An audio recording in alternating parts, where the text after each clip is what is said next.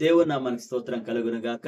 ప్రియా దేవుని బిడ్డలారా, దేవుడు మనల్ని ప్రేమించి మరొక దినం వాక్యాన్ని ధ్యానించే కృపను మనకిచ్చినందుకు వందనాలు, స్తోత్రాలు. తలలో వచ్చినట్లయితే ప్రార్థనతో ఇప్పుడు మొదలు పెట్టుకుందామండి. కృప కలిగిన దేవ, దయగలిగిన మా ప్రభువ, నీ ఘనమైన పాదములకు వేలాది స్తుతులు, స్తోత్రాలు నాయన. వాక్య సందేశాలను వేడుచుండగా ప్రభువ తండ్రి, నీ ఆత్మతో సత్యంతో నడిపించమని యేసు పరిశుద్ధ నామమున అడిగి వేడుకొని ప్రార్థిస్తున్నాను తండ్రి. ఆమేన్. వాక్య సందేశంలోకి వెళదామండి. కీర్తన గ్రంథం 55వ కీర్తన 22వ వచనం చదవండి. నీ భారము యెహోవా మీద మోపుము, ఉమ్, ఆయనే నిన్ను ఆదుకొను. చాలండి. మనం భరించశక్యం కాని సమస్యలు మనకు ఎదురైనప్పుడు ఏమండి, మన భారాన్ని దేవునిపైనే మోపాలి. ఏమండి, ఎందుకంటే మన భారాన్ని తీయగలిగిన శక్తిమంతుడు ఆయన.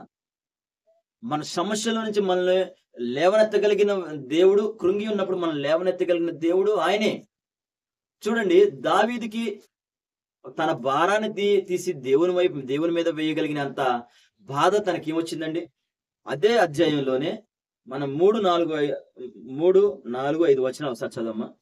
శత్రువుల శబ్దమును బట్టి ఉమ్, దుష్టుల బలాత్కారమును బట్టి ఉమ్, నేను చింతాక్రాంతుడనై ఉమ్, విశ్రాంతి లేక మూలుగుచున్నాను. ఉమ్, వారు నా మీద దోషము మోపుచున్నారు. ఉమ్, ఆగ్రహము గలవారై ఆ, నన్ను హింసించుచున్నారు. ఉమ్, నా గుండె నాలో వేదన పడుచున్నది. ఉమ్, మరణ భయము నాలో పుట్టుచున్నది. ఉమ్, దిగులును వణుకును నాకు కలుగుచున్నవి. ఉమ్.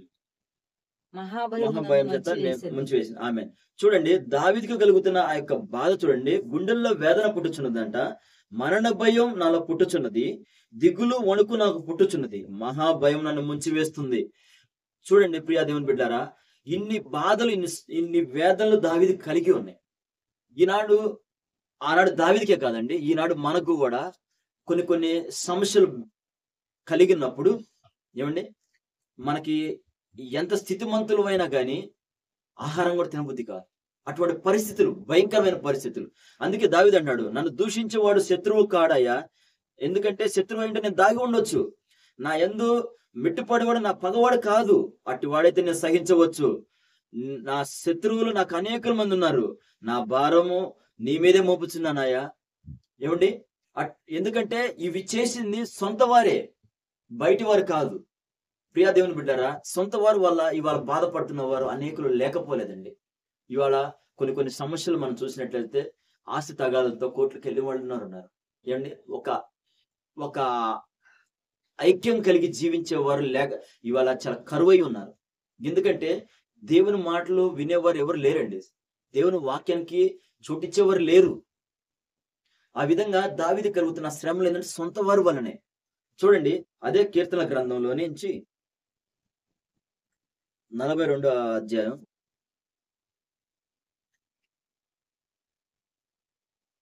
10వ వచనం ఒకసారి చదవమ్మా. నీ దేవుడేమాయనని ఉమ్, నా శత్రువులు దినమెల్లా అడుగుతున్నారు. ఉమ్, వారు ఉమ్. తమ దూషణల చేత ఉమ్. నా ఎముకలు విరుచుచున్నారు. చదవమ్మా. చూడండి, కొన్ని పరిస్థితులకి తను అనుభవిస్తున్నప్పుడు దావీదుని అనేకులు అడుగుతున్నారంట. నీ దేవుడు ఏమయ్యాడు అని శత్రువులు దినమెల్లా అడుగుతున్నారంట. వారు తమ దూషణల చేత వెముకలు విరిచేటట్టుగా, ఆ నిట్టూర్పు మాటలతో ఏమండి మనిషిని కృంగదీసేటట్టుగా ఆ ఎముకలు విరిచే అంత కఠినమైన నాలుకలు కొందరు ఉంటాయండి. అటువంటి బాధ కలిగి దావీదు కలుగుతున్నప్పుడు, దేవా నా ప్రాణం నాలో కుంగి ఉన్నదయ్యా, నీవేళ నన్ను మరచి ఉన్నావు, నిత్యం నాతో అంటుపట్టి ఉండేవాడు కదా, నన్ను ఎందుకు ఇలా విడిచి ఉన్నావు అని చెప్పి తన బాధతో కలిగి చెప్తున్నాడు. తనకు కలుగుతున్న ఆ బాధకి రాత్రింబవళ్ళు కన్నీళ్లే తనకు అన్నపానంలో అయినాడు. ఏమండి, కన్నీళ్ళు అన్నపానంలో అయింది. దుప్పి నీటి వాగుల కొరకు ఆశపడినట్లుగా నేను నీ కొరకు ఆశపడుతున్నానయ్యా. నేను ఎప్పుడు నీ సన్నిధికి వచ్చుదనా అని, ఎప్పుడు నిన్ను ఆశ్రయించుదానని. ఏమండి, చూడండి, దావీదుకి ఈ లోకంలో ఆశ్రయం ఎన్ని రాజై ఉండి కూడా తన ఆశ్రయ పురాణం తన దేవుని సన్నిధే తనకి రక్షణగా ఉంది. ఎందుకంటే దాన్ని విడిపించగలిగిన వాడు ఆయనే. ఏమండి, అటువంటి రక్షణ జీవితాల్లో మనం ఈనాడు ఆయన దావీదే కాదండి, నేటి వరకు కూడా ప్రియా దేవుని బిడ్డలారా, మందిరాలకి మనం వెళ్తుంటే మన బాధ వేదన్ని ప్రార్థనలో ఏమండి మన కన్నీళ్లు విడిచి ప్రార్థన చేసుకుంటూ ఉంటాం. చూడండి, హన్నా కూడా తన జీవితంలో మనం చూసినట్లయితే తన వేదన బాధను దేవుని సన్నిధిలోనే మొరపెట్టుకున్నాడు. ఈనాడు మనం కూడా ఆరాధనలో మనం మన అంతటా మనమే ఏమండి దేవుణ్ణి ఉచ్చరించుకుంటూ ధ్యానించుకుంటూ మనకున్న భారాన్ని కన్నీళ్ల ద్వారా దించేసుకుంటున్నాం.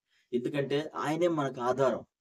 అదే విధంగా మనం చూసినట్లయితే కీర్తనల గ్రంథం 63వ అధ్యాయం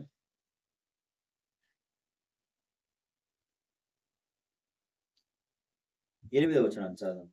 నా ప్రాణము నిన్ను అంటి వెంబడించుచున్నది. నీ కుడి చేయి నన్ను ఆదుకొనుచున్నది. ఆమేన్. ఎందుకంటే నాకు సహాయం చేసేవాడు నీవే. ఏమండి నీ రెక్కల నీడలోనే నాకు ఆనందం. దావీదు చెప్తున్న మాటలేనండి ఇవి. నా జీవిత కాలం అంతా నిన్ను ఇలా స్తుతిస్తూ ఉంటాను.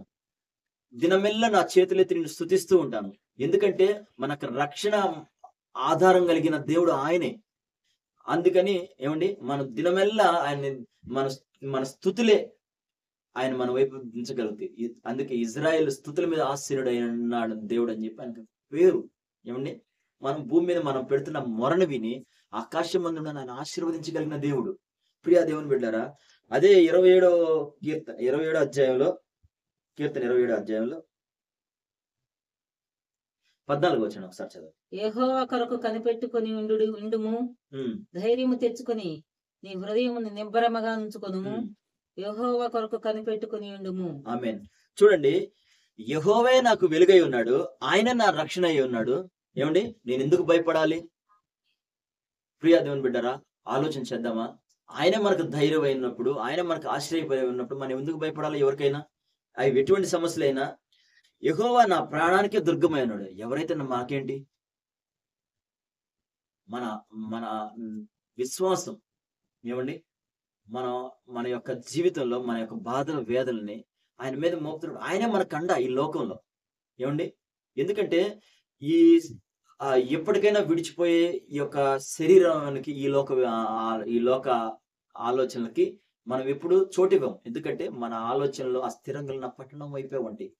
క్రీస్తు వైపే మన ఆలోచనలు ఉంటే గనక ఈ లోకంలో చూసి ఈ లోకంలో ఉన్న మనుషులకు మనం ఎన్నడూ భయపడం. మన భక్తి జీవితాన్ని దేవుల్లోనే అంటుకట్టుకొని ఉంటాం కనుక మనకు ఒక ధైర్యం ఉంటది. ఏమండి చూడండి, అదే కీర్తన గ్రంథంలో నుంచి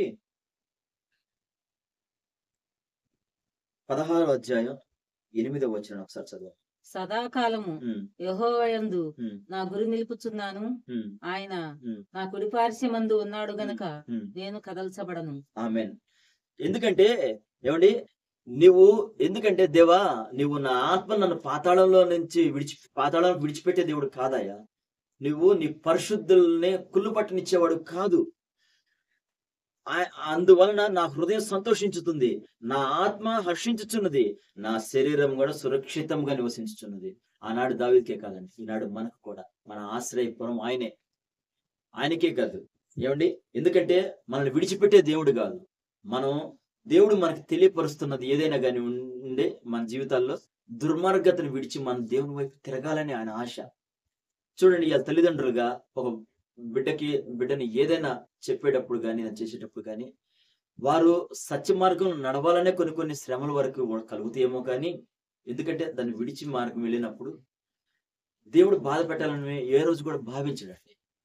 ప్రియా దేవుని బిడ్డలారా, అదే విధంగా మనము కూడా ఆ యొక్క దావీదులాగే విశ్వాసం కలిగి ఉండాలి. ఆ 11వ వచనాన్ని చివరిగా చదువుకుందాము.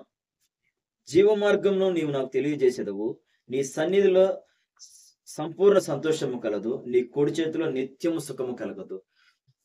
ఆమేన్. చూడండి, ఆయన సన్నిధిలో మనకి నిత్యము సుఖము కలదంట. మన విశ్వాసమైన మనం అన్నిటికంటే దేవునితో సన్నిహిత సంబంధం కలిగి ఉండాలండి. ఎందుకంటే మనం ఆయన్ని వెతికే వారిగానే ఉండాలి.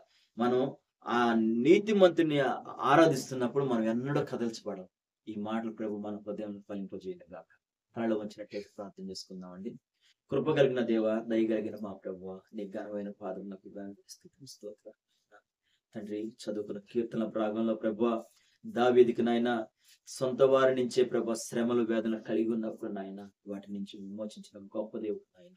దేవా, ఈ దినం లోకంలో మాకు కూడా శ్రమలు కలుగుతుండగా నాయన తండ్రి, మా నిరీక్షణ ఆధారం నీవే, మా ఆశ్రయపురం నీవే. నీ సన్నిధిలో మాకు నిత్యం సంతోషం కలగదు నాయన తండ్రి. నిబ్బరం కలిగి జీవించే కృపనివ్వమని యేసు పరిశుద్ధ నామమున అడిగి వేడుకొని ప్రార్థిస్తున్నాను తండ్రి.